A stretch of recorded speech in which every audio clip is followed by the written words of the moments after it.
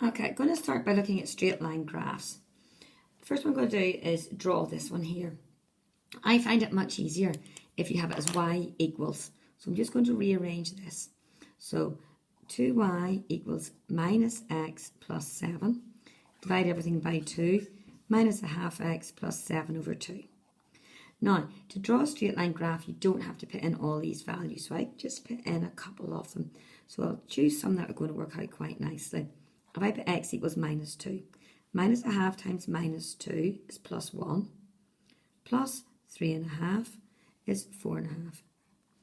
I'll put in 0. So 0 plus 7 over 2, that's 3.5. I'll put in 2. Minus a half times 2 is minus 1, plus 3.5, 2.5. And I'll put in one of the higher values now. Minus a half times 10 is 5. Sorry, minus 5. Add 3.5. So we're at minus 5. Add 3.5 brings you to minus 1.5. I just plot those on. Those are your x's. So minus 2 up to 4.5. 0 to 3.5. 2 to 2.5. 10 to minus 1.5. And then if you have a ruler, and you just join those points up to give you a perfect straight line. And that is your graph drawn there.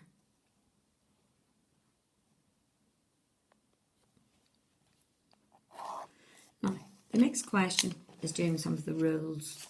Now this one here is very, very important, so make sure this is down in your books. The midpoint is the total of the x's divided by 2 and the total y's divided by 2. It's basically the average x and the average y. The length of a line is the difference in the x's squared plus the difference in the y's squared. It's basically Pythagoras. So I'm going to do it for these two examples here. So the midpoint of part A. You add the x's together. So 5 add 12 divided by 2. And you add the y's together. So the midpoint of that line, 17 over 2, or 8.5. 10 over 2, or 5. And the length of that line, so it's the difference in the x's, the difference between 5 and 12 is 7. So it's 7 squared, plus the difference between 7 and 3 is 4. Now don't worry about minus signs because you're squaring them anyway, so they'll disappear. So 49 add 16 gives you the square root of 65. Part B. This has got negatives in it, so you just be a wee bit more careful. So add the x's. So minus 6 add minus 8 divided by 2 and add the y's. 2 add minus 5 divided by 2. So minus 6 take away 8 is minus 14 divided by 2. 2 take away 5 is minus 3 divided by 2. And the length of the line. The difference between minus 6 and minus 8, if you think of a number line, is 2. So 2 squared. And the difference between a 2 and a minus 5 is 7. So just working those out. 4 add 49. So it's the square root of 53. Now, the next thing that is very important in this topic is that you write down the rules here. The gradient is called m, and it's the difference in the y's over the difference in the x's. The equation of a line, there's two ways you can write it. Y minus, that's the y coordinate, equals m, which is gradient, x minus the x coordinate. Or y equals mx plus c. M is the gradient, and c is the y-intercept. It's where it crosses the y-axis. Two other very important things. Parallel means it's got the same gradient, and perpendicular gradient is minus 1 over. So let's see a few examples of those. So a line passes through A and B, and it's called L. So part A has asked me to find the equation of a line. So I'll just use this one. I'm used to using this formula here. It's one I prefer. The gradient. Now, it's a difference in the y's. So it's minus 3, take away 7. I started with this minus 3, so when I do my x's, I must start with that 0. 0, take away 5. So minus 10 over minus 5, which is an ordinary 2. Now, when you're putting your point in here, it doesn't matter if you put this point or this point as your x1 and y1. I'll go for 0 minus 3. So y minus my y coordinate equals m, x minus my x coordinate. Tidying that up gives me y equals 2x minus 3. Part B, write down the equation of a line. So as soon as I see that, I write out how to find the equation of a line. I'm told it's parallel to this line, so my gradient is going to be 2. So popping that in there. This line goes through 210, so just subbing that in. So y minus the y coordinate, x minus 2, times out that wee bracket, and tidy it up. So y equals 2x, that goes over as a plus 10, so minus 4 plus 10 is a plus 6. And part C, point P is the midpoint of AB. What are the coordinates of P? So you remember how to find the midpoint? It's the average x, so add the 2 x's, add the 2 y's, and just divide by 2. So it's 2.5, and that's 4 over 2 is 2. Now, there's 2 more questions to do over the page here, 2 really tricky questions. So a straight line S passes through these points A, B, and C, D. So A, B, and C, D. So equation of a line. Question part A, what is a gradient? So the gradient is the difference in the y's.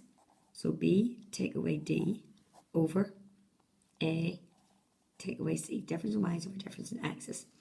If you look back at the question, you're given some clues here. So if I call this equation 1 and call this equation 2. If I take equation 2, I could rewrite that as B equals D plus 6. I could then rearrange that as B minus D equals 6. So B minus D. So that means the top of my fraction is actually 6. Now, go do the same for the first equation. If you take the first equation, 2A plus 4 equals 2C. I'm trying to get it to look like this. So if I bring the 4 over, it becomes a minus. And if I bring the 2C over, it becomes a minus. I can divide everything here by 2. A minus C is minus 2. So the gradient is minus 3. So that was a problem-solving question. Part B. The line R is perpendicular. So that means its gradient is minus 1 over your other gradient. So it's a third. And it passes through the point 6, 3. Find the equation. So equation of a line. Y minus y1 equals mx minus x1. We've established that the gradient is a third. And you're told it passes through the point 6, 3. So subbing that in. Y minus the y coordinate. X minus the x coordinate. And just timesing that out. Third x, third of 6 is 2. And putting all your numbers on one side. Minus 2 plus 3 is plus 1. Now, the last question I'm going to look at here is another problem-solving one.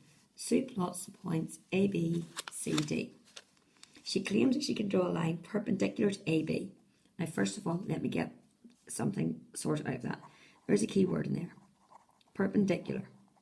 It's all to do with the gradient. So the gradient of AB is the difference in the y's. So let's look at AB. So 7 minus 1 over the difference in the x's. So that's 8 over 4, which is 2. Now, you want the perpendicular line. So that was my key word.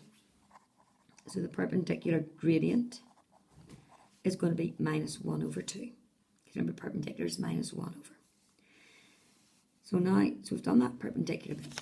That passes through the midpoint.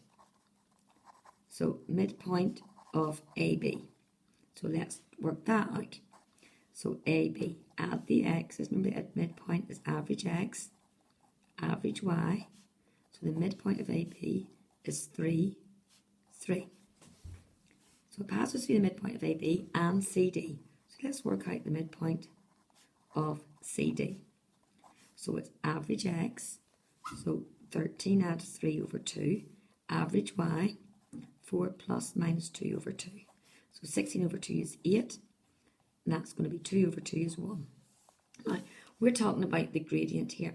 I'm saying, or the question is saying, that her line, which has got this gradient, perpendicular to the line that goes through these points. So let's work out the gradient of the midpoints.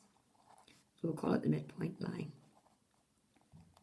So the gradient is difference in y's, 3 take away 1, over difference in x's, 2 over minus 5. And you can clearly see they are not perpendicular. So she is incorrect. Now it's a very tricky question to finish with.